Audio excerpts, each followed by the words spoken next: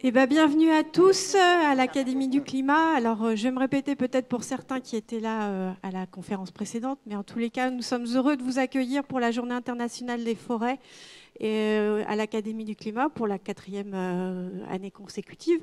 On remercie aussi la ville de Paris pour son accueil. Donc, 21 mars, Journée internationale des forêts. Avec des événements qui se font sur tout le territoire, à la fois en Hexagone et puis en Outre-mer. Donc l'ONF organise à peu près 200 manifestations à travers le pays pour faire comprendre son activité de gestion forestière, sensibiliser petits et grands aux grands enjeux qui pèsent sur la forêt, puisqu'on sait qu'elle est soumise aux effets du changement climatique et qu'aujourd'hui, la forêt subit des dépérissements, des attaques de ravageurs, des sécheresses qui la fragilisent.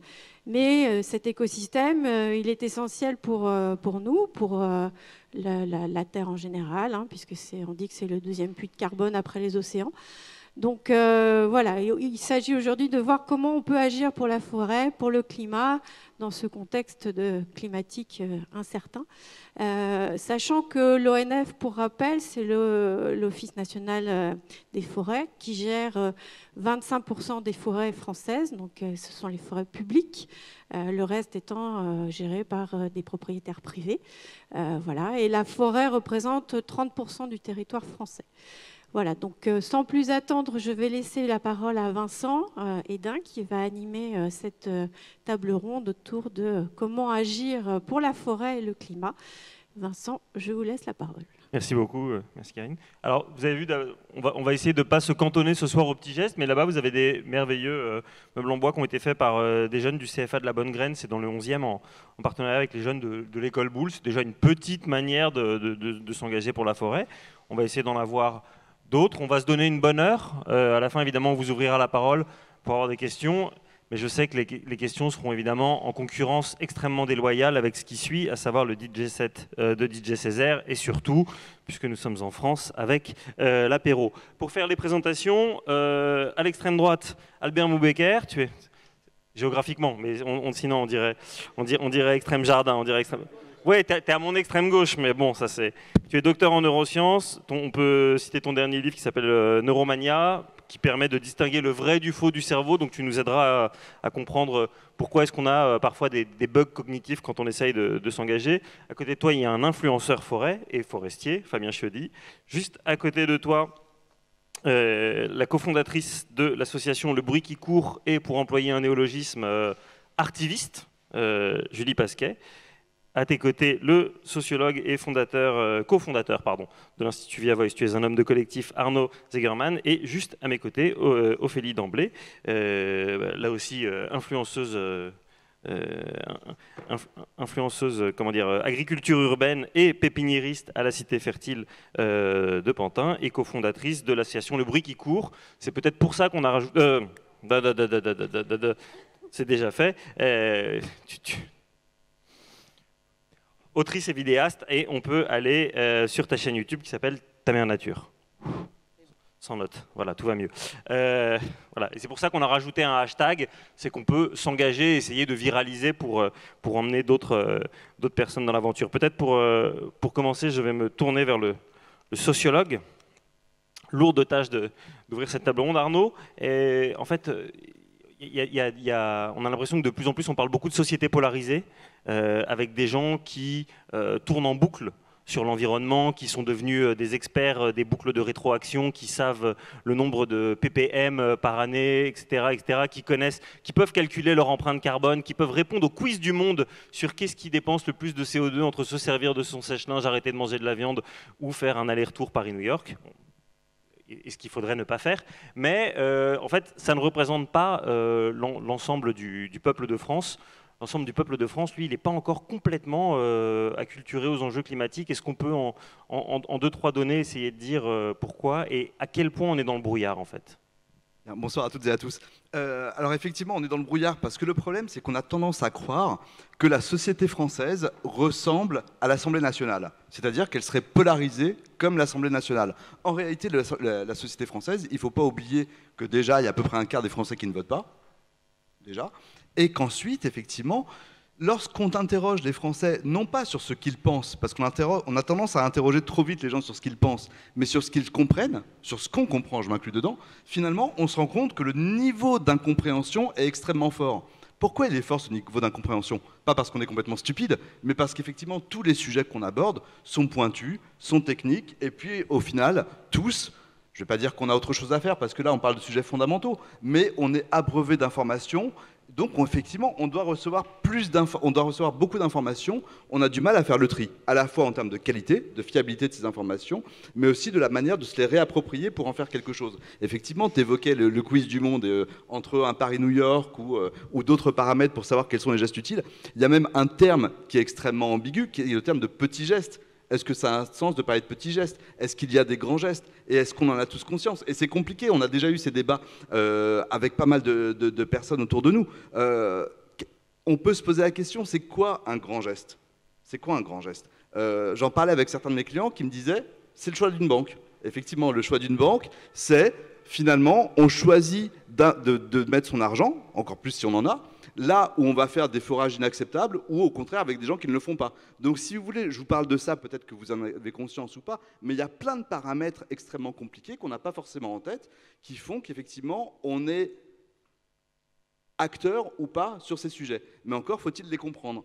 Alors juste pour compléter, avant de rentrer sur le vif du sujet, pourquoi je parle de ça? Parce que c'est ce qui me semble le plus important pour comprendre la société française. Encore une fois, il ne s'agit pas de dire qu'on est stupide, il s'agit de dire que la société est devenue extrêmement complexe et qu'on n'a pas conscience de ça. Je vous donne deux exemples avant de rentrer sur le vif du sujet, parce que justement, ils n'ont rien à voir avec les sujets qu'on aborde ce soir.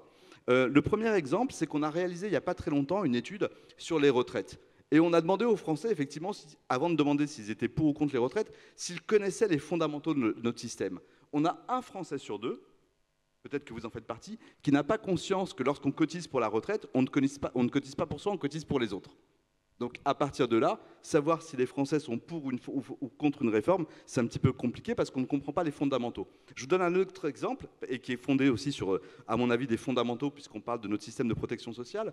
On a demandé aux Français, il n'y a pas très longtemps, combien ça coûterait un cancer du sein s'il n'y avait pas la Sécu. Et les Français, en moyenne, vous répondent 2 000 €. En réalité, c'est entre 40 et 200. Donc tout ça pour dire, sur deux exemples extrêmement différents, on est dans une société où effectivement il est extrêmement difficile de faire passer les bonnes informations, que les gens se les réapproprient et ensuite qu'on sache quoi en faire. Donc c'est trois étapes extrêmement longues, extrêmement complexes. Alors il ne faut pas se décourager, ce n'est pas parce que c'est long et complexe qu'on ne doit pas le faire, mais effectivement il y a un véritable enjeu de pédagogie. Et alors, une fois qu'on a, enfin, bon, admettons que la pédagogie se fasse, qu'est-ce qui nous manquerait en plus pour qu'on puisse, comme le dit le titre de cette table ronde, s'engager pour la forêt et le climat? Est-ce que justement c'est cette question des ordres de grandeur que tu évoquais, c'est que les gens puissent plus facilement se repérer sur qu'est-ce qui est un petit geste, un grand geste? Par exemple, trier ses déchets, c'est bien, réussir à faire arrêter la 69, c'est mieux. Alors effectivement, c'est la question du passage à l'acte. Mais il est difficile le passage à l'acte et on peut se poser la question pour plein de choses. Hein. Est-ce qu'on a tous conscience que certaines choses sont bien ou mal et pourtant on les fait? Je sais pas, je peux prendre des exemples du quotidien. Est-ce que vous fumez? Pourtant c'est mal. Est-ce que vous mangez équilibré? Est-ce que vous faites du sport? Et pourtant c'est directement corrélé à votre état de santé. Donc effectivement, entre la connaissance et le passage à l'acte, il y a quand même plusieurs étapes. Après, comment faire? Je pense qu'effectivement, ça passe par de l'information, ça passe par de l'information pédagogique, mais effectivement, on est actuellement dans deux difficultés majeures. La première, c'est l'équivalence des points de vue, c'est-à-dire, effectivement, il est très difficile de développer un discours scientifique, analytique, rigoureux, en montrant qu'il s'agit d'un discours scientifique, c'est-à-dire qu'on va être contesté par des gens qui n'y connaissent absolument rien.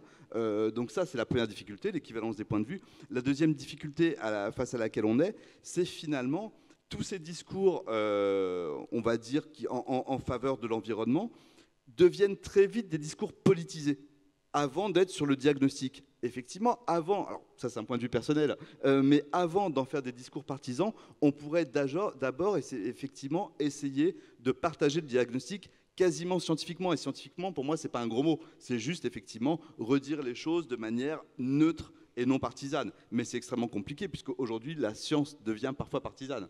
L'exemple le plus emblématique de ça, on en reparle à l'approche de chaque salon de l'agriculture, enfin, et des dîners, des fêtes de Noël, parce que ça devient, c'est le fait de manger ou non de la viande, parce que c'est là où on a un impact énorme pour le climat si on s'arrête. Et effectivement, c'est vu, enfin, le fait de devenir végétarien est vu forcément comme un engagement militant pour un camp qui n'est pas celui de Donald Trump, quoi. C'est vu comme un engagement militant pour certains. Après, effectivement, il faut faire très attention, et c'est l'intérêt de regarder les études. De manière générale, les Français ont conscience de ça et effectivement ne sont pas aussi virulents que ce qu'on peut le croire. Il faut bien avoir conscience que, encore une fois, je ne vais pas faire un discours anti-média, mais les médias ont tendance à avoir un discours, à montrer une France qui est plus segmentée qu'elle ne l'est. En réalité, beaucoup d'entre nous, beaucoup de Français, sont plutôt compréhensifs à l'égard de ces problématiques, soucieux de faire bien les choses. Après, est-ce qu'ils y arrivent ? Est-ce qu'ils comprennent tout ? Est-ce qu'on comprend tout ? Est-ce qu'on y arrive? Mais en tout cas, nous, ce qu'on peut voir, c'est que l'évolution au long cours, c'est de se dire que les Français sont dans une logique de recherche d'alignement entre leurs valeurs et leurs actes. Ça, c'est plutôt récent. Je parle de choses qui ont 4 ou 5 ans. Avant, effectivement, on pouvait se dire je consomme d'une certaine manière et je vote d'une autre. Aujourd'hui, on est dans une recherche d'alignement. Une recherche. Ça ne veut pas dire qu'on y arrive. Et ben voilà, déjà un premier point positif. Alors il y a 4-5 ans, on avait le Covid, on a suffisamment de rétrospectives pour s'en souvenir. Ça a été un événement important pour la fréquentation des forêts, Fabien. Alors, Fabien, donc on parlait de la méconnaissance des enjeux climatiques. Tu m'as appris que, puisque tu es forestier à l'ONF à Nice, et que ça fait partie des départements le plus boisés de France. Et évidemment, moi, comme je pense tout de suite à la mer et aux plages, c'est pas l'image d'Épinal que j'aime. Est-ce que tu peux nous rappeler un peu la végétation qu'on trouve dans le coin ? Alors déjà, bonsoir à tous. Oui, en effet, les Alpes-Maritimes, le Var et même la Corse font partie des départements les plus boisés de France. On peut aussi y compter les Landes. Mais il s'avère que la vie directement dans les Alpes-Maritimes est concentrée, on va dire, sur le littoral. Et on a des tout petits villages perchés, en fait, directement dans les montagnes, parce que c'est un territoire qui allie, on va dire, littoral et montagne. Et on s'aperçoit que beaucoup de ces territoires, en fait, sont quasiment inaccessibles et ont laissé place à la forêt. Donc au niveau de la végétation, c'est sûr qu'on ne va pas reconnaître tous les arbres qu'on va avoir en forêt de Fontainebleau, etc. On va plutôt avoir, nous, tout ce qui s'apparente au côté méditerranéen, ce qui va être du chêne vert, du pin d'Alep, du chêne pubescent. C'est des arbres qui sont souvent plus petits, plus tortueux et qui souffrent beaucoup de la chaleur et des terrains qui sont assez peu propices. Mais donc on a quand même ce territoire qui est vraiment très boisé, oui. Donc je le disais, le Covid a vraiment changé la donne. Depuis 2020, il y a un retour vers la forêt, avec un besoin de reconnexion. On terminera cette table ronde avec toi, Albert. Tu nous diras si vraiment c'est ça qui va nous sauver d'aller faire des marches en forêt. Vous, dans le Sud, vous êtes confrontés à des problèmes assez inédits de surfréquentation, de surtourisme dans les forêts. C'est depuis quand et ça se caractérise comment ? Alors c'est depuis quand je ne saurais pas vous dire exactement, mais en tout cas depuis le Covid, il y a une fréquentation qui ne fait qu'augmenter en fait, et notamment un retour au milieu naturel directement. Étant aussi sur la Côte d'Azur, c'est un grand attrait pour le public, pour les vacances, notamment l'été. Et c'est vrai qu'il y a certaines forêts qui sont directement en face de Cannes, sur les îles de Lérins, peut-être que ça vous parle, ou les forêts comme la Sainte-Baume, c'est des forêts qui peuvent accueillir des fois plus de 300 000 visiteurs et des fois plus de 3 000 visiteurs par jour. Je vous donne un exemple sur directement la forêt communale de Cannes et même la forêt domaniale des îles de Lérins. Une araignée. Merci. C'est des forêts en fait, qui sont assez petites, qui font une centaine d'hectares, mais voilà, plus de 3000 visiteurs par jour, c'est vraiment, pour des forêts, c'est quand même costaud. Et on a beaucoup, non, mais on a des soucis en fait, de piétinement, de surfréquentation. Il y a eu notamment de grosses choses qui ont été mises en place pour les déchets. Donc, pour donner un exemple, on a commencé par mettre des poubelles pour dire aux gens, mettez dans les poubelles. Au final, on est revenu à se dire, non, on va enlever les poubelles et les gens vont garder directement leurs déchets pour les ramener directement sur le continent parce que c'est sur une île.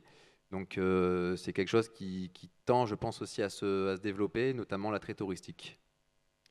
Alors, on voit effectivement justement qu'il y a un problème tout d'un coup de surfréquentation et de méconnaissance du milieu dans lequel on arrive, parce que tous les gens qui vont se balader ne sont pas des experts. Et toi, en sortant d'études avec d'autres camarades forestiers, tu t'es rendu compte qu'il y avait beaucoup de gens qui ne connaissaient pas suffisamment. Et donc, vous avez eu cette idée de lancer un compte Instagram. Donc, toi aussi, tu es un hashtagiste. Voilà. Donc, le compte Insta s'appelle Les Apprentis Forestiers. Il comptera une centaine d'abonnés en plus ce soir s'ils ne le sont pas tous encore. Qu'est-ce qu'on trouve dessus? Quel type de conseils et quelles questions surtout vous recevez de la part des internautes? Alors oui, en fait, c'est directement en sortant d'études forestières. Donc j'ai commencé par un BTS, une licence et puis un master. Mais en sortant de mon BTS, on s'est aperçu avec deux de mes collègues que en fait, personne ne communiquait sur la forêt. Et en parlant un peu autour de nous, en fait, il y avait beaucoup de sujets qui étaient méconnus. Personne ne parlait de forêt, on ne savait pas ce qu'on y faisait. Même quand on croise des gens qu'on travaille, on dit souvent bah, bonne balade. Alors non, on ne fait pas forcément que des balades, on ne reste pas sur les sentiers, on fait vraiment d'autres choses que de la balade. Et on a décidé de lancer voilà, cette page Instagram qui s'appelle Les Apprentis Forestiers pour parler et vulgariser toutes les thématiques forestières. Donc j'entends autant les diverses institutions forestières, mais aussi les machines forestières, parler du sol, parler des arbres, de la biologie. Je passe plein d'autres sujets et en fait c'est quelque chose qui nous préoccupe beaucoup et qui nous touche beaucoup et on a envie de transmettre tout ce qu'on fait en forêt et on essaye de le faire du mieux que possible et on a beaucoup de questions des fois, notamment des étudiants. Donc des étudiants directement qui nous demandent forcément des fois des stages ou des apprentissages, mais aussi des fois des questions directement sur des devoirs qu'ils ont à faire donc pour les aider. Et on a de très nombreux commentaires qui nous remercient parce que bah, voilà, c'est grâce à vous que j'ai eu une bonne note, c'est grâce à vous que j'ai trouvé votre sujet très intéressant. Et donc on est assez fiers de ça et de pouvoir les aider au quotidien.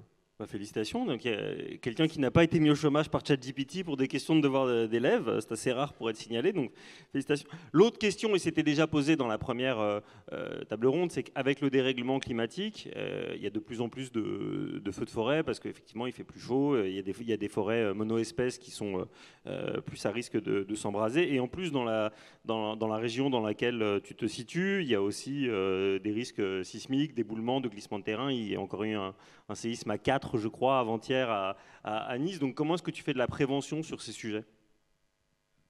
Alors, à l'ONF, j'occupe le métier de chef de projet aménagement. Donc pour faire simple, je rédige le plan de gestion des forêts, pas l'aménagement au sens mobilier, mais vraiment en termes de toutes les activités qu'on va pouvoir faire en forêt. C'est-à-dire que ça va être autant les prélèvements d'arbres que les plantations, que la gestion des risques naturels, l'accueil du public, j'en passe et d'autres, mais c'est un gros document papier qui permet en fait de dicter tout ce qu'on va faire en forêt sur les 20 prochaines années. Je vous dis ça parce qu'en fait, toutes les problématiques auxquelles on s'aperçoit, le changement climatique, les choses incendie, le risque incendie, c'est des choses qu'on essaye de programmer dans ces documents de gestion parce qu'on est vraiment en plein cœur de ces phénomènes qui sont assez marqués parfois. Donc on a des fois des hectares de forêt qui sont en train de dépérir. Et ces documents, vu qu'ils ont une durée de validité de 20 ans, des fois, il faut essayer de voir un peu sur l'avenir. C'est pas évident. C'est pas évident. On a des outils aussi qui nous aident là-dessus. Et au niveau du changement climatique, c'est quelque chose qui maintenant est notre quotidien. On est vraiment dedans. On essaie d'adapter ces forêts du mieux qu'on peut, mais toujours dans une certaine incertitude, parce qu'on ne sait pas évidemment les prévisions de demain. Le GIEC nous donne diverses courbes il nous donne une tendance sur un +4, un +8 ou un +2,5. Donc nous, on fait en sorte d'adapter nos forêts du mieux qu'on peut. Et c'est pas évident parce qu'en fait, si vous voulez, il y a forcément plusieurs thématiques en forêt. Donc évidemment avec la production de bois, mais aussi l'accueil du public, la biodiversité, notamment le risque naturel. Habitant à Nice, c'est vrai que le séisme, je l'ai bien senti.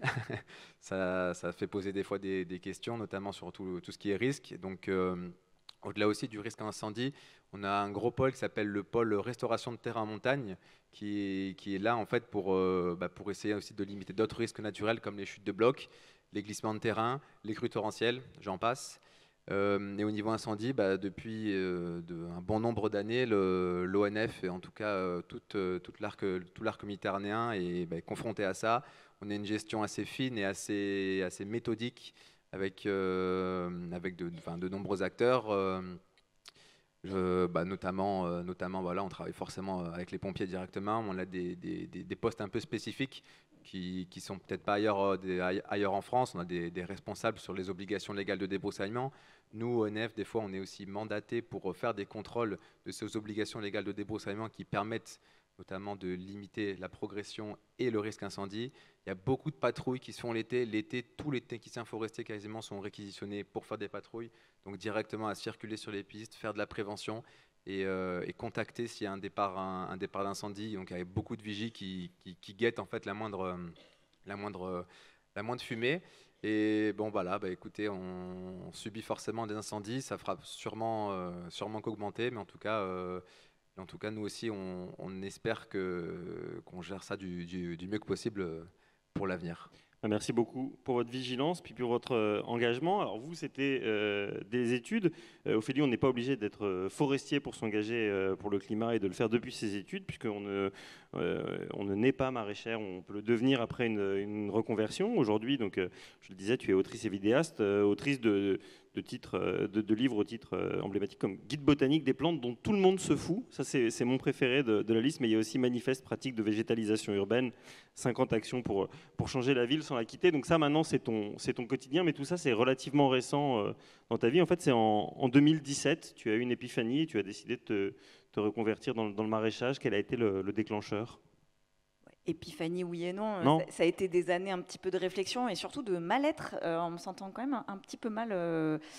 C'est surtout les lectures qui m'ont fait changer de vie. Donc ça a été des longues réflexions et ça a été le végétarisme qui m'a fait basculer. Donc quand tu parlais justement de faut-il manger ou pas de la viande, moi c'est cette entrée-là, en tout cas, qui m'a fait basculer ensuite dans mais comment pousse une tomate ? Et en fait...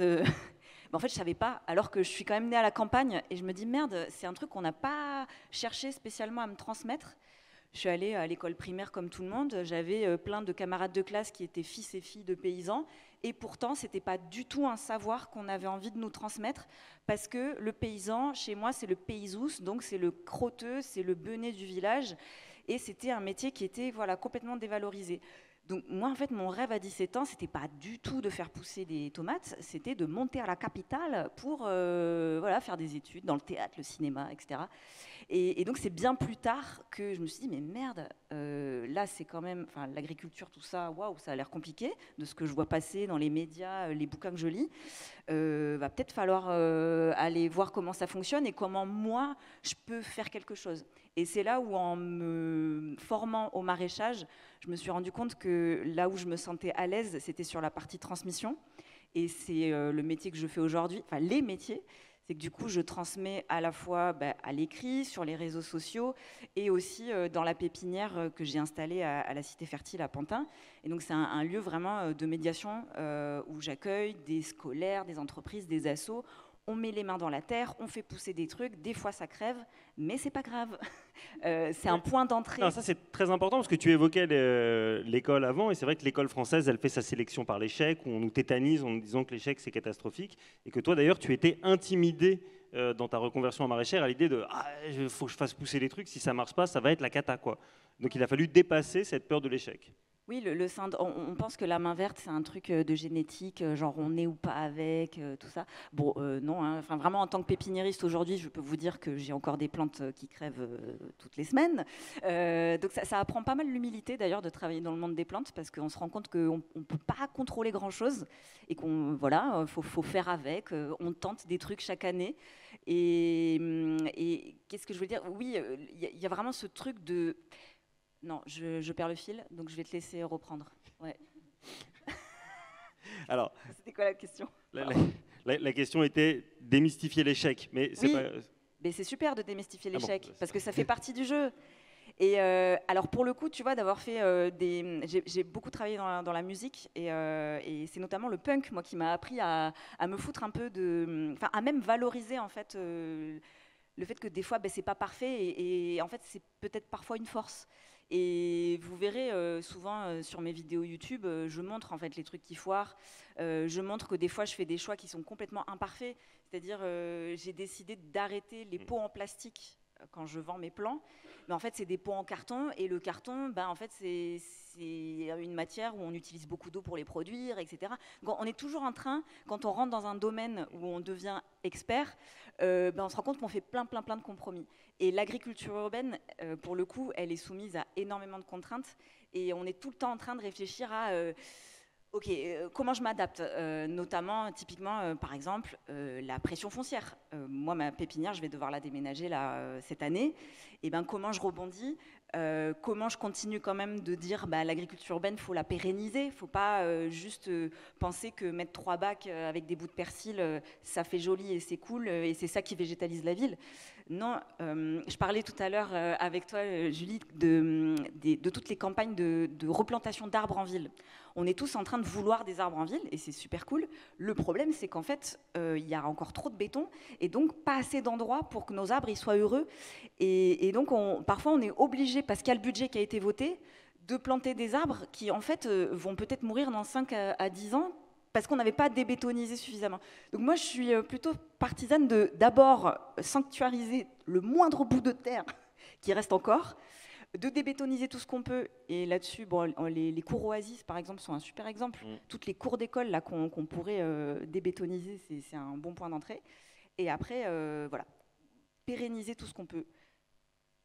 La ville de Lyon le fait beaucoup. Alors pour celles et ceux qui ne voyaient pas le lien avec la musique punk évoquée par Ophélie, je tiens à signaler qu'un des meilleurs livres sur la question est le petit traité du jardin punk du paysagiste Éric Lenoir, qui s'occupe du Flérial dans Lyon. Je ne saurais pas exactement vous dire où, mais merveilleux livre qui dit que le meilleur jardinier est celui qui ne touche pas à son jardin, en gros. Donc moi, ça m'a réconcilié avec ça, parce que c'est vraiment une méthode de feignant. Sur les démystifications, tu dis qui sont importantes pour toi. Toi, tu démystifies aussi justement le rapport à une nature pure et parfaite. Et en fait, tu dis on n'a pas besoin d'aller en Amazonie pour voir de la nature. Depuis que je me suis reconverti comme maraîchère, j'en vois partout, y compris à Pantin, hors cité fertile, bien sûr. Oui, complètement. Alors ça démarre du désherbage en maraîchage, parce qu'on passe beaucoup de temps à désherber. Et du coup, quand on démarre, on voit juste des masses vertes et on ne sait pas comment désherber. Et au fur et à mesure, on apprend à reconnaître les plantes et à être très précis dans notre désherbage. Et c'est comme ça que finalement, quand je suis revenue en ville pour travailler dans l'agriculture urbaine, je me suis rendu compte qu'il y avait tellement de plantes sauvages qui poussent dans les moindres interstices. En fait, dès qu'il y a une micro-fissure, un petit... Mais vraiment, c'est ça qui est génial, c'est que moi, je suis sur une friche industrielle, vraiment une ancienne gare de marchandises SNCF, donc c'est que des pavés, que du béton, que du métaux lourd en cocktail dans tous les sens. Et dès qu'il y a ça de poussière, il y a des plantes qui arrivent et qui squattent, quoi. Et je trouve ça fascinant. Et donc, je me suis amusée comme ça à observer en fait toutes les plantes qui poussaient spontanément autour de ma serre et pas juste celles que je faisais moi pousser tel un être humain qui veut tout contrôler. Là, je me suis rendu compte que j'étais pas toute seule et que dès qu'on commence à mettre de la terre, il y a d'autres trucs qui arrivent. Et en fait, c'est des plantes qui ont des vertus médicinales, qui nourrissent telle espèce très particulière d'insectes. Et en fait, il y a tout un écosystème comme ça qui se fait assez rapidement en plus. C'est ça qui est assez fascinant. Et donc moi, c'est ce que j'invite à faire, en tout cas à tous les gens qui passent me voir à la pépinière, c'est de leur dire mais changez de regard sur ce qui vous entoure, parce que c'est un point d'entrée. Après, évidemment que je souhaite à tout le monde de se reconvertir dans l'agriculture ou dans la gestion forestière, mais voilà, on n'est pas obligé d'aller au fin fond d'une forêt pour voir la nature, quoi. Mais les gens qui viennent te voir dans la pépinière, quand tu fais effectivement des visites, des ateliers, etc., c'est ça qu'ils ont en tête, c'est de faire une reconversion, ou d'abord c'est quand même de commencer à se renseigner un peu sur comment ça pousse une tomate? Il y a un peu tous les profils. En tout cas, il y a vraiment cette crainte, c'est presque une peur, une timidité face à la nature. Comme si la nature, c'était quelque chose de très sauvage, de très lointain, et qu'on en était complètement déconnecté. Et moi, je leur dis, mais en fait, non, mais la nature, alors déjà, des fois, c'est foireux, c'est pas le monde des bisounours. Des fois, même moi, je me confronte, j'ai des pucerons, voilà, des fois, on est en conflit, mais c'est à portée de tout le monde, c'est à portée de main. Et moi, j'ai démarré avec un cactus à côté de mon ordi. Enfin, je veux dire, voilà, ça peut être ça, le point de départ. Et ensuite, on voit de la nature partout. Ça répond un peu à ce que tu disais en introduction, Arnaud, parce qu'on voit une France très polarisée avec du coup les hyper-urbains et puis l'autre qui, pendant le Covid, ça y est, aurait eu la révélation, il faut qu'ils soient des néo-ruraux, etc. En fait, maintenant, on a les chiffres. Il n'y a pas eu vraiment de... Enfin, le retour à la Terre est encore plus faible qu'en 68. En revanche, il y a beaucoup de gens qui, à l'instar d'Ophélie, s'engagent pour végétaliser leur ville. Ouais, effectivement, c'est devenu une véritable tendance, hein, c'est plus du tout des épiphénomènes. Et effectivement, ce qui est intéressant, c'est que depuis le Covid, ce qui a pas mal changé, plus que le passage à l'acte, pour le coup, dont je parlais tout à l'heure, c'est la réflexion. Et effectivement, on voit bien que les questions que se posent aujourd'hui les urbains sont plus profondes sur le rapport à la nature, le rapport à la terre. Donc ça, ce sont des choses, effectivement, qui ont été déclenchées par le Covid. Et après, ce qui va être intéressant, c'est de voir si ça perdure aujourd'hui. Mais ça, effectivement, on ne le sait pas encore. Alors vous l'entendez depuis le début, on a des intervenants qui sont très enthousiastes et dans la période qu'on vit ça tombe bien parce que dans la période qu'on vit de backlash écologiste, on nous dit toujours que les écolos parlent comme des curés, qui donnent que des injonctions, ne prends pas l'avion, ne mange pas de viande, ne recycle jamais, enfin voilà, recycle tout et ne rachète rien de neuf, qu'on ne rigole jamais. Et effectivement, toi c'est un peu ton point d'entrée, enfin. En contrario, évidemment. Donc Julie, je le disais, tu es artiviste. On va regarder ensemble dans quelques instants quelques vidéos pour voir un peu ce que tu fais. Mais est-ce que tu peux nous donner un peu le contexte? Comment est-ce que tu as décidé de t'engager par l'art? Quelle était la finalité initiale? Et pourquoi est-ce qu'effectivement les mobilisations pendant les manifs, c'est quelque chose qui t'a pris? Oui, bonsoir à tous et toutes. En effet, moi j'ai commencé à m'engager en 2018-2019 et je ne sais pas si vous vous souvenez, mais à cette période-là, ça a été vraiment un peu le moment, la génération Greta Thunberg, comme on l'appelle. Moi j'ai vraiment fait partie de cette génération qui a pris cette claque de ce qui nous arrivait dans la tête en termes écologiques, social, la totale. Et j'ai commencé à m'engager quand j'étais étudiante et j'ai fait un peu de tout, quoi. Donc j'ai marché pour le climat, j'ai fait grève les vendredis, j'ai fait des mails à mes députés, j'ai fait des rendez-vous, des réunions, j'ai testé plein de choses. Et au bout de quelques années, je suis arrivée à 3 constats que j'ai envie de vous partager. Le premier constat, c'est qu'il y avait j'ai trouvé un besoin de renouvellement des modes d'engagement, notamment chez les jeunes. La jeunesse, c'est très diversifié, mais en tout cas, moi, les jeunes avec lesquels j'ai milité, j'ai senti qu'il y avait un peu un essoufflement de « on a marché, on a signé des pétitions, on a fait de la désobéissance civile, j'ai bloqué ce pont ». C'est un peu quoi notre prochaine étape et un besoin de renouveler ça. Donc ça, c'est un peu le premier constat que j'ai fait. Le deuxième constat que j'ai fait, c'est qu'il y avait besoin, et tu viens de le dire, de renouveler les récits autour de l'écologie. Globalement, aujourd'hui, on est vu comme des gens relous, chiants, pas très cool, et on dit à tout le monde, on va tous mourir demain, est-ce qu'on ferait pas quelque chose? Je sais pas vous, mais c'est pas toujours très enthousiasmant. Et moi, je me suis dit, il y a un énorme enjeu à remobiliser autre chose que la peur et la colère. Il y a besoin de ces émotions-là. Mais il y a aussi besoin qu'on rende ça stylé, en fait, de faire ce qu'on fait et de rendre ça trop cool et de rendre ça surtout joyeux, humoristique. Et parce que moi, rappelons-le, hein, c'est pas un sprint, c'est un marathon. Et si on veut continuer sur la durée à s'engager, il y a besoin aussi d'embarquer les gens et de trouver de l'énergie pour le faire. Donc je me suis dit, il faut quand même qu'on change le récit. Et la dernière chose, c'est aussi la place de l'art et de la créativité. Je sais pas vous, mais moi, je pense qu'elle est très importante dans la manière dont on se construit le monde. Et on l'a dit, il y a besoin des chiffres, il y a besoin de compréhension des enjeux. Mais une fois qu'on a compris, comment est-ce qu'on se met en mouvement? Et moi, je suis persuadée que c'est aussi parce qu'on touche les tripes, le cœur et les émotions qu'on va aller faire quelque chose. Et là, l'art a une puissance incroyable. Je ne sais pas vous, mais vous avez probablement été marqué dans votre vie par une pièce de théâtre, une musique, un artiste, de la danse, une chanson, de l'écriture, du dessin. Et ça, pour moi, ça a une puissance incroyable pour aller mobiliser les gens. Donc avec tous ces constats, on s'est dit, bon, il y a quelque chose à faire. Et j'ai créé un collectif qui s'appelle Le Bruit qui court, et on se dit artiviste. Je ne sais pas si vous avez déjà entendu ce mot, mais du coup, c'est des artistes et des activistes. On regroupe les deux univers. En gros, on forme les artistes à devenir des activistes, on forme les activistes à utiliser la créativité, et on réinvente nos modes de mobilisation pour qu'ils soient beaux, qu'ils soient joyeux, qu'ils donnent envie.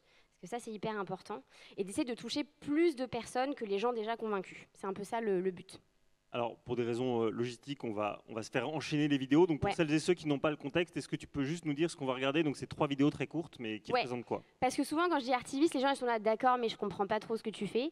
Donc, je vais vous montrer. Il y a 3 petites vidéos. La première, c'est une performance qu'on a créée le Bruit qui court, qui s'appelle Résiste, qui est une performance de danse qu'on fait dans l'espace public pour sensibiliser les gens à la crise écologique, mais qui se finit de manière très joyeuse avec la musique Résiste de France Gall. Vous allez voir.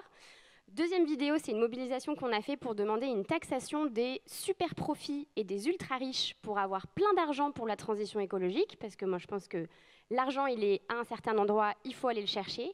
Et vous allez voir, on a fait une mobilisation joyeuse et créative pour ça. Et la dernière, ma préférée, on a organisé un canular contre Total Energy. Vous allez voir, on a fait un peu un truc dingue. Vous avez peut-être entendu parler du projet ICOP de Total. C'est un pipeline qui transporte du pétrole en Ouganda et en Tanzanie. Ce truc est un enfer à plein d'égards. Bombe climatique, bombe sociale. On a fait croire qu'on allait le faire en France pour sensibiliser les gens à ça et vous allez voir ce que ça donne.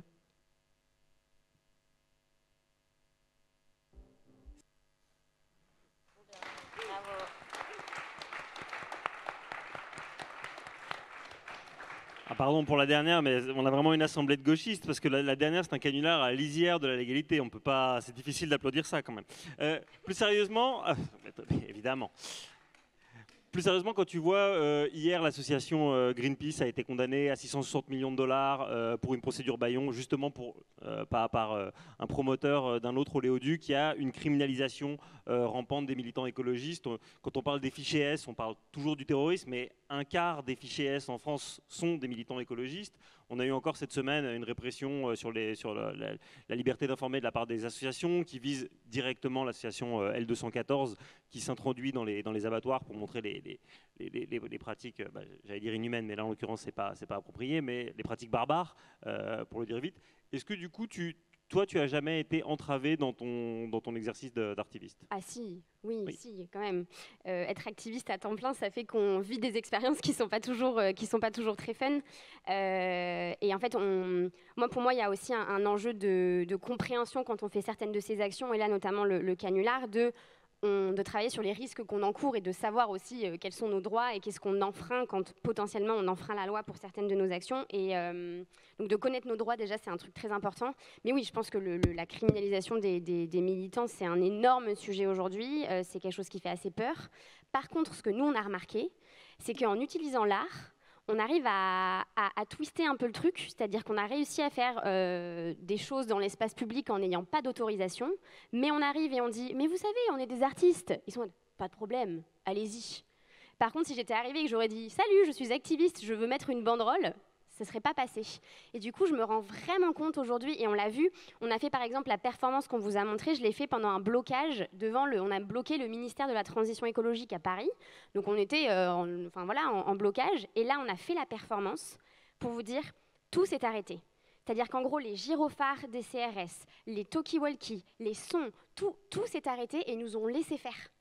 Parce qu'il y avait un truc de « oh, il y a des artistes qui dansent, donc on va pas toucher à l'art, on va les laisser faire ».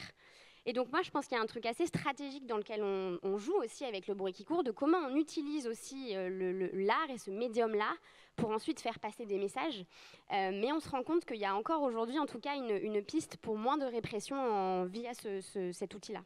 Et peut-être, dernier avantage qu'on peut voir, en ce moment en librairie, là aussi, associé au backlash écologiste, il y a beaucoup de gens qui parlent de la fatigue militante, du fait que c'est trop dur de tenir dans la durée, notamment aussi peut-être parce que c'est pas toujours très rigolo et qu'en plus quand il n'y a que des défaites, c'est compliqué de continuer à se mobiliser.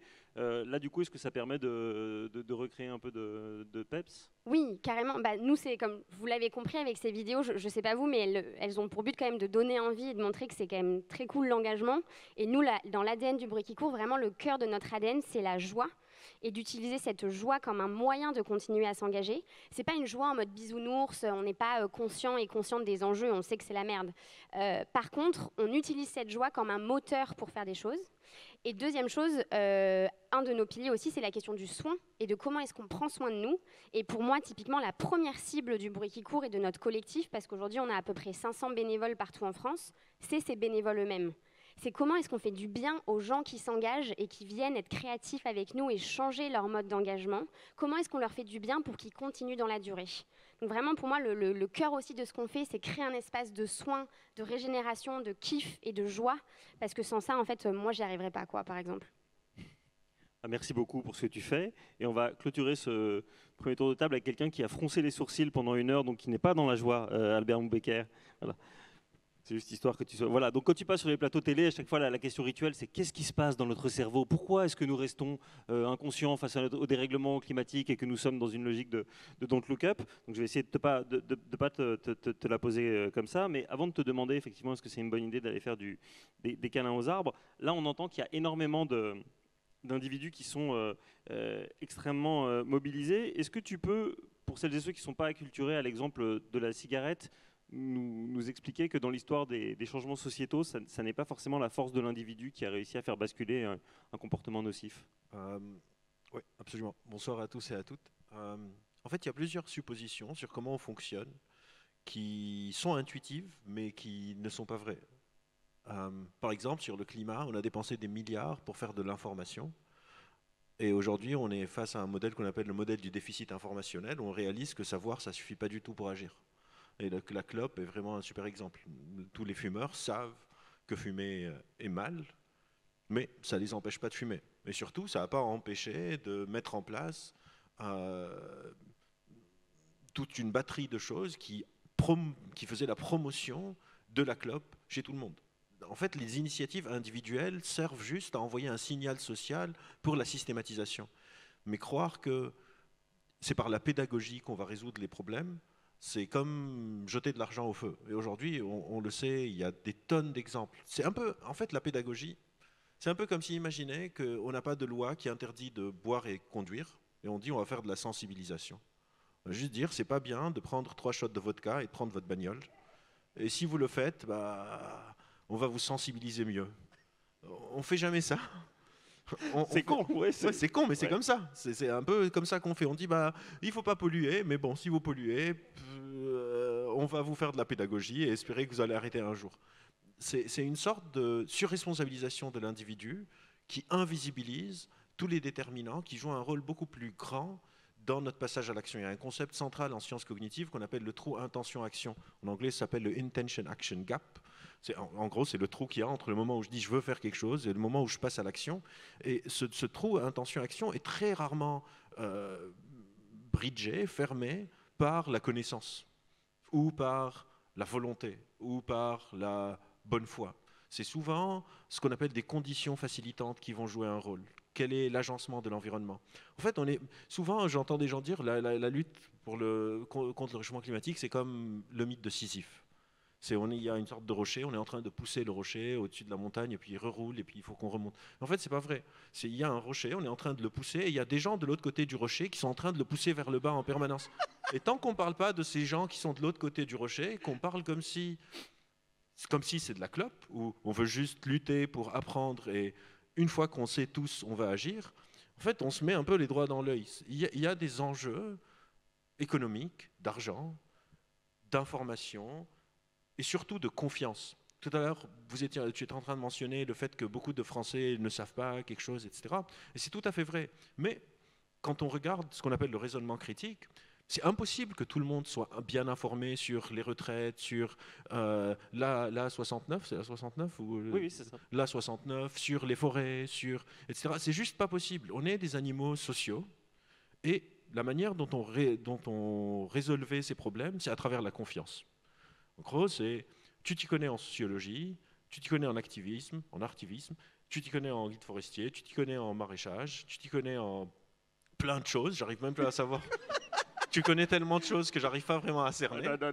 Et on va essayer d'être un peu les garde-fous les uns des autres. Je vais faire confiance que si j'ai envie de pousser une tomate, j'ai pas besoin de moi aller m'informer sur comment pousser une tomate et je te dédie la tâche et tu vas me faire confiance que si je sais pas, tu es un jour déprimé, je peux t'aider parce que je suis psychologue. On est en train d'abandonner ça. On est en train de vouloir résoudre des problèmes sociaux, de groupe, par l'individu. Et ça, dans l'histoire de l'humanité, on n'a quasiment jamais réussi à faire ça. Quasiment jamais. Parce que Dans le raisonnement critique, il y a plusieurs piliers pour avoir un bon raisonnement critique. Il y en a qu'on peut apprendre, par exemple, apprendre avec, je sais pas, Clément Viktorovitch, l'art de la rhétorique, c'est quoi les syllogismes, les paralogismes, etc. Apprendre les biais cognitifs. Mais il y a des piliers qu'on ne peut pas apprendre. Je ne peux pas apprendre à quelqu'un d'arrogant comment être humble. On ne sait pas faire.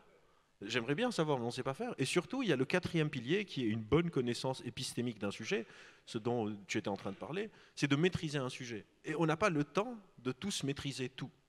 Et donc, le problème du passage à l'action est rarement... Et c'est pour ça qu'on retrouve beaucoup d'essoufflement. On retrouve beaucoup d'essoufflement, c'est pas parce que les gens se disent « Ah ok, je suis fatigué ». C'est parce qu'il y a une sorte de lutte d'un courant en face qui criminalise, qui confisque, qui rachète. Et tant qu'on ne va pas accepter ce nerf de la guerre, que l'individu est juste utile pour se fédérer, pour se mettre ensemble, et pour essayer d'aller affronter les gens de l'autre côté du petit rocher qu'on est en train d'essayer de pousser, ça va être compliqué d'avancer. Et donc je fronce les sourcils, parce que... Mais tu as raison, c'est une bonne attitude corporelle. Non, je me fais l'avocat du diable juste parce que je sais que tu vas me rembarrer à dessein, mais il y a un sujet sur lequel on va te dire, bah oui, mais là quand même c'est l'individu, c'est les incendies. Fabien te le dira, à Nice, 99% des incendies de forêt sont d'origine humaine, c'est souvent des jets de mégots, etc., etc. Et pourquoi, en disant ça pour dire, bah, c'est les individus le problème, malgré tout, là encore, on se trompe? Parce que je vais te donner un autre exemple qui a des conséquences beaucoup moins graves, mais qui sont très chiantes parfois, c'est l'oubli des valises dans les trains. Personne ne se dit, tiens, aujourd'hui, j'ai oublié ma valise dans le train. C'est parce qu'on n'a pas l'espace mental de garder en tête tout. Et donc quelqu'un va juste éteindre son mégot, mais en fait il n'est pas hyper bien éteint, et le jeter. Évidemment que c'est un truc individuel, mais ça ne veut pas dire qu'on ne peut rien faire d'autre. Il y a plein d'exemples que tu maîtrises sans doute mieux que moi, de comment, s'il y a quelqu'un par malheur qui laisse une bouteille en verre qui va faire une sorte de loupe ou un mégot, qui vont réduire les chances de propagation de ce feu. Si on veut chercher une situation où tout le monde agit bien, encore une fois, l'histoire de l'humanité montre que ce n'est pas vraiment possible. C'est beaucoup plus compliqué de s'assurer que personne ne va jamais jeter un mégot dans la forêt. On peut essayer de réduire et il faut agir sur l'individu. Je ne dis pas que l'individu, ce n'est pas important. Je dis juste qu'on est dans une sorte de myopie où on met beaucoup trop l'impact sur l'individu et moins sur d'autres choses. Donc on va essayer de réduire au maximum les gens qui jettent des mégots ou les gens qui oublient leur valise dans le train. C'est leur valise, ils n'ont vraiment pas envie de l'oublier. Mais il faut aussi qu'on mette en place des choses pour essayer de faire que quand ça arrive, les conséquences ne sont pas si drastiques. C'est la même chose avec la consommation. Je peux essayer de convaincre tout le monde de ne pas acheter un nouveau téléphone chaque année.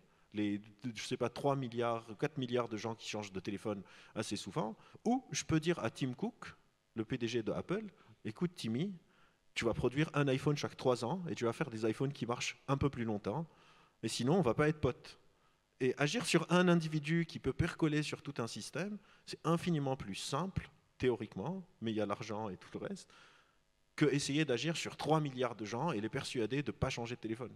Je suis d'accord, mais je note quand même que tu appelles Tim Cook Timmy, donc Timmy, tu as une intimité on est qui comme devrait ça, te permettre, Timmy, qui devrait te permettre de réussir. On va ouvrir la parole à la salle, mais peut-être pour terminer, comme tu as décidé d'endosser le costume de Schtroumpf-Grognon, voilà. Il y a beaucoup de tes collègues neuroscientifiques qui disent s'engager pour le climat, s'engager pour se faire du bien, pour aller mieux, pour soigner ce gros fléau qu'est la santé mentale, qui connaît une épidémie galopante en ce moment. Il faut aller faire des câlins aux arbres, c'est prouvé scientifiquement. Oui, oui, aller marcher dans la nature, ça a des vertus, mais c'est un peu comme les salles de sport. En fait, une société qui fonctionne bien ne devrait pas avoir de salles de sport. Et en fait, on appelle ça les fausses prémices, c'est-à-dire où est-ce que je commence mon raisonnement. Je peux commencer mon raisonnement à tout le monde va mal, on fait des câlins aux arbres et on va mieux. Et je peux faire mon raisonnement de on a une vie sédentaire, on doit faire du sport pour aller mieux. Mais je peux aussi commencer mon raisonnement une étape avant. Pourquoi est-ce qu'on vit dans une vie sédentaire et pourquoi est-ce qu'on a besoin d'aller faire de l'aquagym et pourquoi est-ce qu'il faut prendre le train pour aller trouver un arbre pour lui faire un câlin?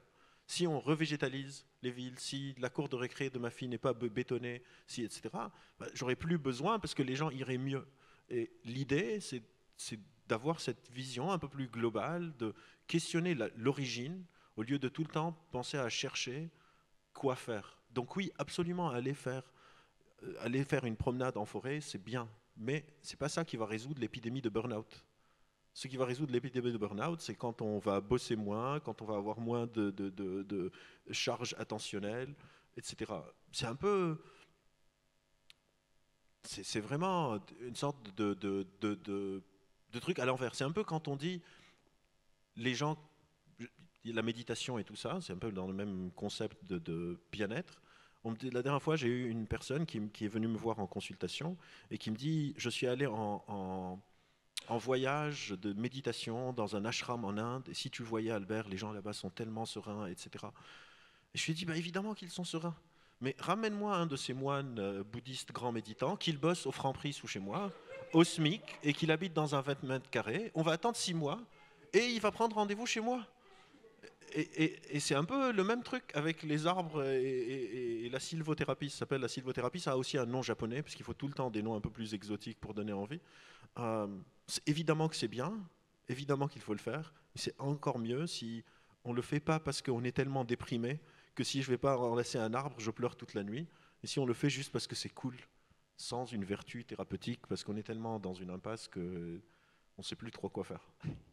On va prendre quelques minutes avant l'apéro pour prendre vos questions. Levez la main si vous en avez. Et Arnaud, toi qui es spécialiste des sondages, et tout là-bas, on va faire circuler. Arnaud, toi qui es un spécialiste des sondages, là, j'ai senti dans la salle, il y a un gros potentiel pour Moquet-Vert 2027 quand même. J'ai l'impression. Hein. Ouais, non, mais... pas ici en tout cas. Allez-y, allez-y.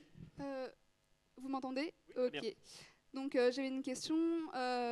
Comment est-ce que vous percevez en fait le rapport des classes populaires à l'écologie, à la nature? Et y a-t-il une manière de mobiliser ces populations sans perpétuer des violences symboliques, ainsi que la domination sociale, puisque on peut quand même le rappeler, les politiques environnementales actuelles sont quand même façonnées par les classes dominantes et la bourgeoisie.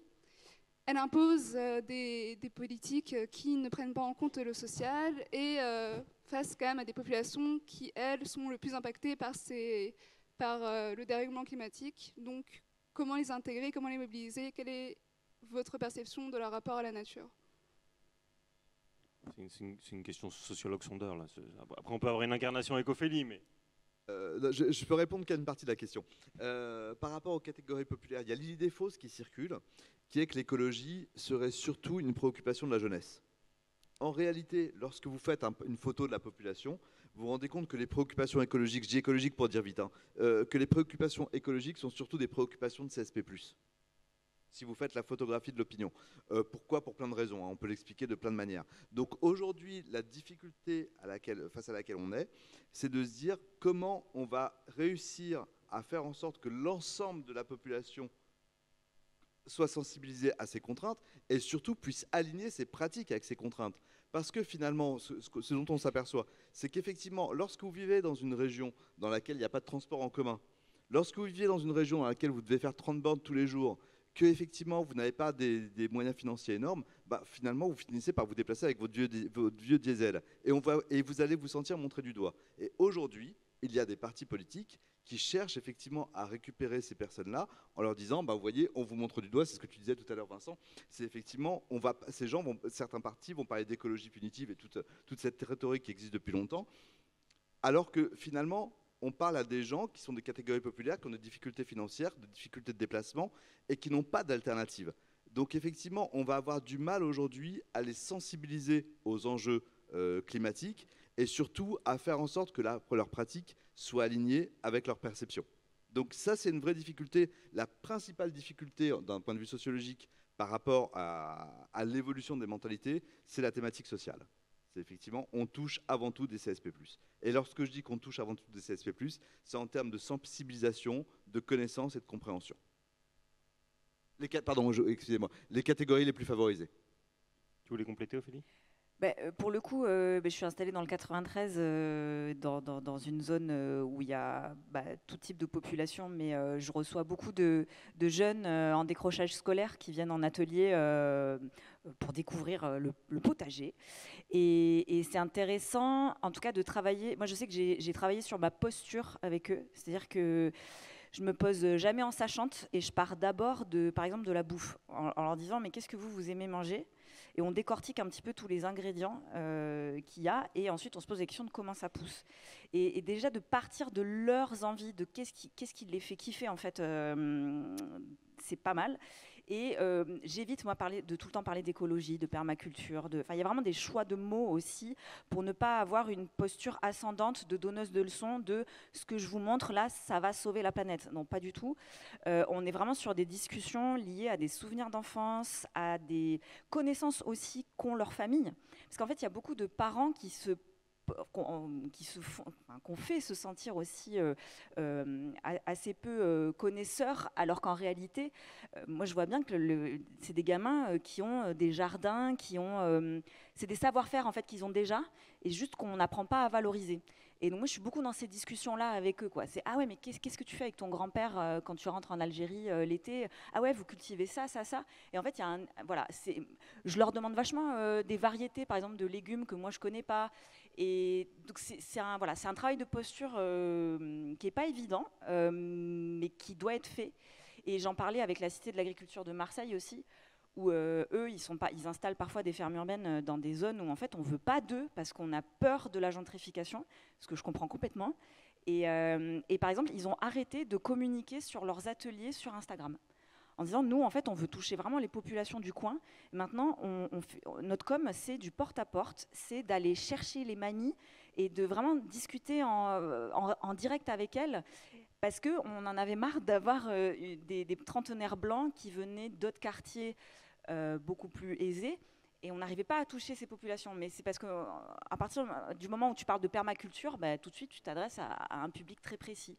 Et là maintenant, eux ils sont sur tant de convivialité, temps de cuisine partagée, et tout de suite ça change en fait le positionnement en fait des gens, et on n'est plus dans ce truc de donneur de leçons écolo qui est vraiment problématique, quoi. Donc merci de parler de ça, c'est hyper important. On a encore quelques minutes avant l'apéro. Oui, on vous tend un micro. Il arrive en courant. Non. Ah, on arrive en courant, vous apportez un micro. Sinon... Alors bon, je voulais potentiellement un peu réagir. Alors il se trouve que moi je travaille dans le domaine de l'agroforesterie, donc un peu connecté à la haie. Bon, il s'avère qu'il y a deux sujets en fait, qui est la reconnexion à la nature, enfin plutôt on va dire peut-être au sensible, qui est pas que urbain en fait, parce que quand on parle de classe socio-professionnelle, les agriculteurs ne sont pas forcément des CSP+, qui eux ont un intérêt tout de même pour l'environnement, même si ça se manifeste de façon pas de la même façon qu'on va dire ce qu'attendraient les écolos, mais il y a une sensibilité à la nature qui est très importante, et justement le fait que la considération soit différente a du mal à accrocher, et ça crée beaucoup de friction. Mais ce que je veux dire, c'est que également, tu l'expliquais tout à l'heure, Ophélie, sur ton parcours, c'est pas forcément le fait d'être ultra citadin, de vivre dans une grande ville, qui fait qu'on est aussi déconnecté finalement à cette réalité, et même à la logique paysagère, dans mon cas de l'agroforesterie. Et donc, la question, c'est comment on va vers cette vision un peu plus globale, et sur l'investissement finalement local, de transformer son paysage et être acteur en fait pour une écologie un peu pratique, enfin pas pratique mais réelle du terrain. Ah bah c'est ouvert. Alors dans ces Gros cas-là, taf, hein, gros taf. Dans ces cas-là, on a tendance à charger l'école, parce qu'il y avait une étude qui avait paru aux États-Unis, mais faisons pas les malins, je ne sais pas si on est tellement meilleur en France, c'est Baptiste Morisot qui la cite dans un de ses bouquins, qui est qu'un enfant de 9 ans aux États-Unis n'est pas capable de reconnaître 10 feuilles d'arbres, 10 variétés de légumes, mais en un coup d'œil, il peut reconnaître plus de 1000 logos de marques différentes. Donc là, c'est un peu ce qu'évoquait Albert sur les gens qui sont en haut du rocher de Sisyphe, on voit qu'ils poussent beaucoup plus fort. Est-ce que, je ne sais pas si certains d'entre vous pensent que l'école à elle seule peut suffire, Fabien? Est-ce que si ton compte Instagram avait 3,6 millions, est-ce que si tu faisais une collab avec Thibaut InShape et Squeezie, ça suffirait? Je pense pas quand même, mais je me retrouve un petit peu dans ce que vous dites, parce que enfin, et même dans ce que tu disais aussi, Ophélie, c'est-à-dire que j'ai toujours habité en milieu urbain et en tout cas dans ma famille, j'avais aucun entourage qui n'était dans la forêt. Et on va dire que comment dire, cette passion, elle m'est venue un peu de diverses balades en fait, directement dans les milieux naturels ou même des choses qui m'apparaissaient assez folles qu'on trouvait en forêt. Et j'aurais pas forcément la réponse à votre question, mais c'est sûr que je pense que voilà, on a beaucoup aussi développé l'école des journées, enfin des classes vertes, les journées nature, les choses comme ça, et ça sensibilise vraiment énormément. Mais après, ça fait forcément pas tout. Il y a beaucoup aussi les centres d'intérêt qui jouent là-dedans. Je pense que c'est là aussi en fait, ça fait une grande part du travail. Mais non, j'aurais pas la réponse à tout là-dessus, c'est sûr. Bon, c'est plutôt honnête, hein, parce que c'était une question très vaste. Donc, ouais. Oui, une question là. Oui, on peut les grouper parce qu'on arrive à la fin. Je vais vous apporter le mien. Alors, vous avez parlé des câlinothérapies aux arbres. Alors, moi, je me promène au moins 3 jours dans la forêt des Fontainebleau. Actuellement, je suis malheureuse. C'est-à-dire, à niveau physique, quand je pars, j'ai beaucoup plus d'énergie que quand j'arrive. À niveau émotionnel, je suis épuisée parce que je constate sa dégradation, sa destruction humaine générée par les gestionnaires et aussi par les promeneurs. Et j'aime les plantes, j'aime les animaux. Quand je dis j'aime, c'est autant que les personnes. Pour moi, il n'y a pas de différence de les aimer eux et de les aimer les gens. Donc, les voir massacrer, ça me rend malade. Et ça me rend malade de mon état d'impuissance. Parce que même dans les réserves biologiques intégrales, c'est la catastrophe. Ils y vont à vélo, les chiens, ils sont sans se laisse, ils prennent les champignons, ils pistent les animaux sauvages. Mais tout les pires, il est fait, même des feux. Dans les réserves biologiques, il y en a très peu à Fontainebleau. Donc, comment nous allons faire ? Parce que, qu'est-ce que vous dites ? C'est absolument vrai. C'est-à-dire, tous les gens comme moi et comme vous, qu'ils sont hypersensibles et hyper engagés, comment ils vont faire pour que ça change ? Comment ? Alors, le temps que tu réfléchisses à ta réponse, Albert, on prend juste une dernière question. Et... Ce ne sera pas une question, mais ce sera quand même un petit témoignage rapide et un remerciement. Je suis ici tout à fait par hasard. J'arrive de ma Corrèze, j'ai fait ma permaculture hier, et chez nous, il y a des forêts.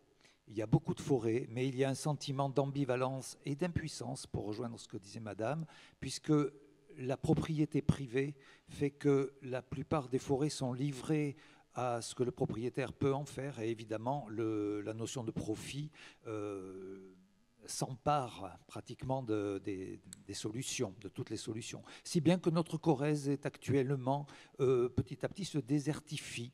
Voilà, il y a des coupes sombres un peu partout. Ceci dit, je trouve formidable qu'il puisse y avoir des espaces comme le vôtre, parce que je rentre des États-Unis, là, et je vous garantis que j'y ai passé quelques semaines, et ce que j'y ai vu m'a absolument sidéré. L'état de pollution est inconcevable, l'eau est contaminée, c'est complètement inouï, et il n'y a aucun réflexe, ni de tri, ni de pensée de sauvegarde de la nature, en tout cas dans les États du Sud dans lesquels je me suis trouvé. Et une conférence ou un débat comme celui-ci serait politiquement interdit. Donc il y a vraiment à œuvrer, je ne sais pas comment, mais d'abord au niveau politique. Merci. Bah, merci à vous. D'abord, on peut se consoler effectivement de ne pas être américain, ça me paraît être un bon point de départ. Et ensuite, Albert, comment tu nous sors de la désespérance là? Allez Albert, un plan. Le Schtroumpf-Grognon doit sortir les gens de la désespérance. Fais-nous un plan Marshall des forêts. Oui, c'est ça. Non, je pense que je reviens à ce que je disais. J'ai pas de solution. On est chercheur, on n'est pas trouveur. Donc c'est un peu ça notre métier. Je pense que c'est un peu, il faut regarder ce qu'on a fait quand on était face à des problèmes. C'est dans la collectivité, c'est d'avoir des comités de gestion collectifs, des personnes qui se promènent dans une forêt, qui décident de prendre la forêt en tant que bien commun. On oublie la notion de commun. Les communs, c'est quelque chose qui n'appartiennent à personne, mais qu'il faut qu'on gère. Parfois, on le gère par les collectivités, par les États, par des organismes, et parfois, c'est juste pas assez. Mais il faut qu'on voit comment est-ce qu'on se fédère pour le faire, en acceptant que on risque d'échouer. Parce que les rapports de force du monde actuel ne sont pas à notre avantage. Si vous regardez, il y a sûrement des sondages qui ont été faits, mais on parle de moins en moins de toute façon de climat dans les médias, et quand on en parle, c'est pour dire du mal, d'écologie, etc.